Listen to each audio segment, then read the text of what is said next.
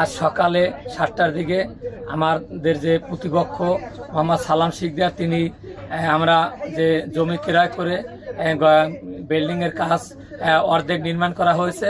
ইতিমধ্যে সালাম শিকদারের যে 2টি সন্ত্রাসী ছেলে আছে, সালমান শিকদার বাবু ও রাবু, তারা 2 ভাই একদল সন্ত্রাসী ভাড়া করে আজ সকালে আমার বাড়িঘর লুটপাট করে আমার কাছে 5 লক্ষ টাকা চাঁদা চেয়েছিল।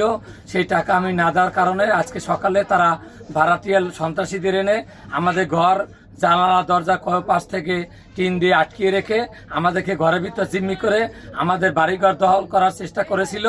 আমি ত্রিবল 9-এ 3বার ফোন দিয়ে 2 ঘন্টা পর আমাদের এখানে পুলিশ এসে আমাদেরকে উদ্ধার করে।